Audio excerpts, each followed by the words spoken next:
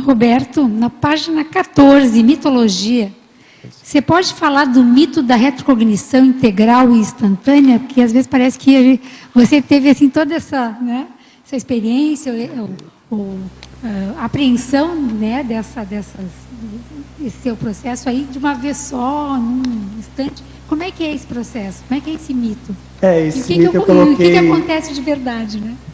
Porque assim, desde que eu venho, agora tem uns 10 anos de pesquisa, mais ou menos sobre isso, né, em média. E é sempre assim, não, vai chegar uma hora que eu vou ter aquela retrocognição, e vai explicar tudo, e vai vir a aula memória, aquela coisa. Quando a gente começa, primeiro a gente começa com a curiosidade natural, né? Então eu vejo, às vezes, que as pessoas falam e tem essa expectativa, né?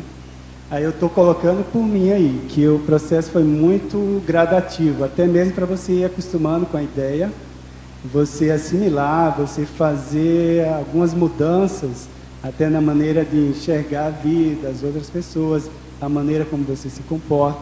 Então, pelo menos comigo foi um processo bem gradativo. Eu já cheguei a publicar isso em artigos anteriores, que eu passei por fases, pelo menos umas 7 fases, desde a desconfiança, às vezes a afinidade espontânea, como eu comentei aqui, depois a desconfiança, depois você vai agrupando evidências para reforçar a hipótese, aí começam a ter mais flashes, o professor Walter sempre comentou, a questão dos flashes, episódios, até a rememoração completa, nesse crescendo.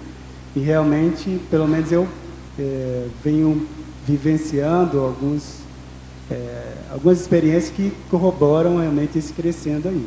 Então, flashes crescendo e ficando mais consistentes, até que você vai aceitando, vai acumulando, né, uma série de evidências que vão te deixando mais tranquilo em relação àquela vivência. Porque, querendo ou não, até mesmo sendo recente, sendo muito parecido com o que você é hoje, ter o mesmo gênero, mesmo sexo, sem ter mudanças maiores, mesmo assim, dá um impacto na pessoa, dá um impacto você reconhecer e assumir a responsabilidade sobre aquele ato, assim, de ter sido aquela personalidade consecutiva, ou retropersonalidade. Né? Não sei se tinha mais... Do mesmo teletertuliano, na parafatologia, ele pergunta na primeira linha se você já fez algum autorreconhecimento serexológico e se você poderia nos contar.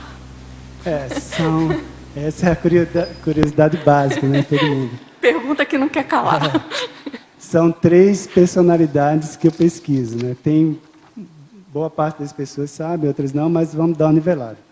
A mais antiga é o George Marggraf, que ele era astrônomo, naturalista e tal, então eles são todos bem parecidos, né? O currículo é basicamente o mesmo.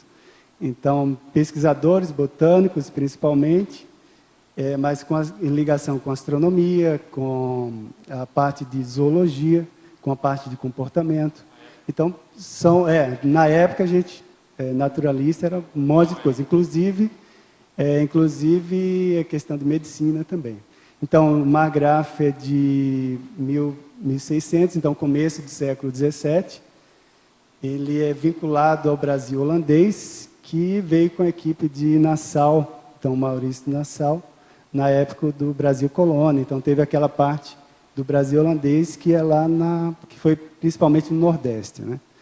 Uma outra personalidade que eu pesquiso é o Georg Wilhelm Steller, também alemão. Ele o Steller se vinculou com o Bering. Então, todo mundo já ouviu falar o Estreito de Bering. Isso. Então, aquele Estreito de Bering fez uma primeira viagem que existia um mito da conexão da Ásia com a América. Aí ele fez uma viagem, porque a Rússia queria expandir os territórios, e aí houve uma viagem de prospecção naquela área. Fez a primeira, não encontrou, mas ele chegou nesse estreito e voltou.